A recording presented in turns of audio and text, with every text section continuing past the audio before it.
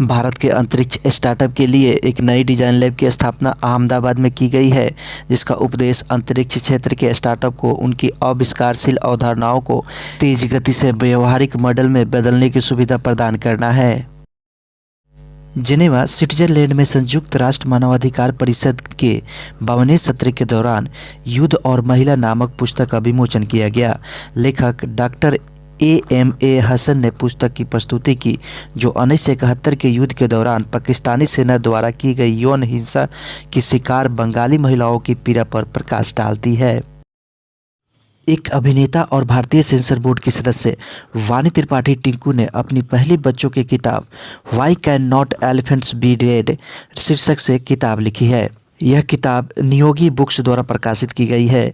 इस बुक में अक्कू नाम की 2.5 साल की लड़की के बारे में है, जो कल्पनाशील, साहसी और गुड़गांव और सिंगापुर में पली बढ़ी है। सुमिल बिकम से, जो वर्तमान में हिताची पेमेंट सर्विसेज में कैश बिजनेस के CEO हैं, उन्हें कंपनी का नया प्रबंध निदेशक नियुक्त किया गया है। वह रुस्तम ईरानी से पदभार ग्रहण करेंगे, जो 2011 से संगठन से जुड़े रहने के बाद 30 मार्च को सेवानिवृत्त हो रहे हैं। ट्विटर के CEO 51 साल के एलन मस्क ट्विटर पर सबसे ज़्यादा फॉलो किए जाने वाले यूजर बन गए हैं। वो बराक ओबामा के रिकॉर्ड को तोड़ दिया है।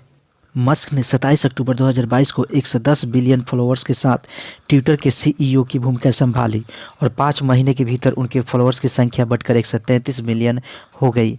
इससे पहले वह बराक ओबामा और जस्टिन बीबर के बाद सबसे अधिक फॉलो किए जाने वाले ट्विटर उपयोगकर्ताओं में मामले में तीसरे स्थान पर थे। ट्विटर की स्थापना 21 मार्च 2006 को सैन फ्रांसिस्को, कैलिफोर्निया, संयुक्त राज्य अमेरिका में हुआ था। इसका मुख्यालय भी सैन फ्रांसिस्को, कैलिफोर्निया, संयुक्त राज्य अमेरिका में है। इसके CEO हैं एलन मस्क। 27 अक्टूबर 2022 से संयुक्त राज्य अमेरिका के एक धावक लांसिंडा डेमस को 2012 के लंदन खेलों के एक दशक से भी अधिक समय बाद 40 वर्ष की आयु में ओलंपिक स्वर्ण पदक से सम्मानित किया गया है। 31 मार्च को बिहार बोर्ड 10वीं की परिणाम घोषित हो गई, जिसमें MD रोमन अशरफ ने बिहार बोर्ड 10वीं की परीक्षा 2023 में 97.8%, जो 489 अंक लाकर बिहार 10वीं की टॉपर रहे हैं। UAE के राष्ट्रपति शेख मोहम्मद बिन जायद अल नहयान ने अपने भाई शेख मंसूर बिन जायद अल नहयान को देश का उपराष्ट्रपति नियुक्त किया है। नियुक्ति के समर्थन UAE फेडरल सुप्रीम काउंसिल ने किया था। टाटा पावर ने प्रवीण सिन्हा को कंपनी के मुख्य कार्यकारी अधिकारी, CEO और प्रबंध निदेशक के रूप में फिर से नियुक्त किया है।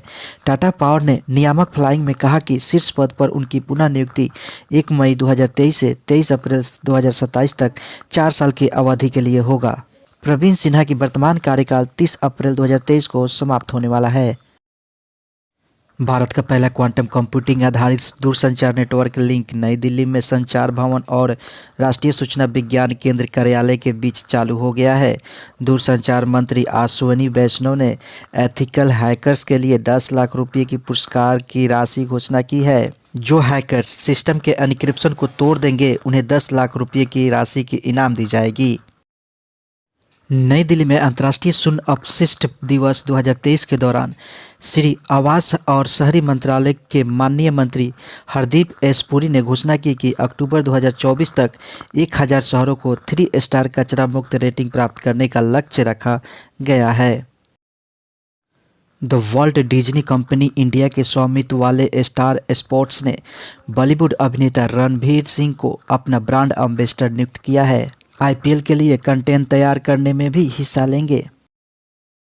हीरो मोटोकॉर्प के बोर्ड ने निरंजन गुप्ता को कंपनी के नए मुख्य कार्यकारी अधिकारी CEO के रूप में नियुक्त करने की घोषणा की है, जो 1 मई से प्रभावी है।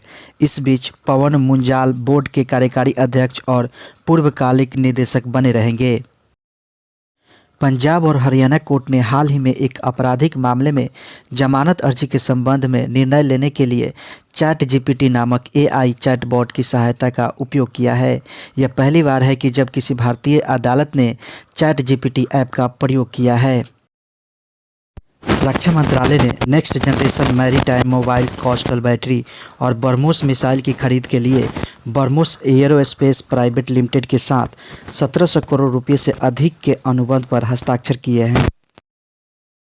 लोकप्रिय भारतीय युगल बैडमिंटन जोड़ी सात्विक साईराज रंकी रेड्डी और चिराग शेट्टी ने स्विस ओपन सुपर 300 फाइनल जीतकर 2023 का अपना पहला युगल खिताब हासिल किया है। 25 वर्षीय आकांक्षा दुबे की मृत्यु की रात एक शख्स को उसके रूम में होने की सीसीटीवी फुटेज सामने आई है। सारण जिले के मसरक थाना क्षेत्र से मोबाइल नेटवर्क के बैटरी चोरी होने का मामला सामने आया है। सत्तारूढ़ तृणमूल कांग्रेस और भारतीय जनता पार्टी ने रामनवमी समारोह के दौरान हावड़ा में सांप्रदायिक हिंसा को लेकर वाक युद्ध छेड़ दिया है और पश्चिम बंगाल सरकार ने इसकी जांच आपराधिक जांच विभाग CID को सौंप दी है। जिले में पथराव की ताज़ा खबरों के बाद शुक्रवार को हावड़ा में भी निषेधाज्ञा लागू कर दी गई है। प्रधानमंत्री नरेंद्र मोदी 1 अप्रैल को मध्य प्रदेश के भोपाल में रानी कमलापति स्टेशन से नई भोपाल दिल्ली वंदे भारत एक्सप्रेस को हरी झंडी दिखाएंगे। PM मोदी मध्य प्रदेश का दौरा करेंगे। वे 1 अप्रैल को भोपाल दौरे के दौरान वंदे भारत एक्सप्रेस के रूप में प्रदेश की जनता को बड़ी सौगात देंगे। बिहार की बढ़ती जनसंख्या और डायल 112 की आवश्यकता को देखते हुए गृह विभाग ने बिहार पुलिस के लिए 75,543 पदों का सृजन किया है। इनमें से 68,360 पद पर सीधी नियुक्ति की जाएगी और 7,183 अन्य पदों पर प्रतिनियुक्ति की जाएगी। बिहार के नालंदा में लहरी थाना क्षेत्र के गगन दीवान के पास शुक्रवार को रामनवमी जुलूस के बाद 2 गुटों के बीच झड़प में कम से कम 14 लोग घायल हो गए। वहीं स्थिति को देखते हुए इलाके में CRPC धारा 144 लागू कर दी गई है। सासाराम में इंटरनेट बंद है और नालंदा में धारा 144 लागू है।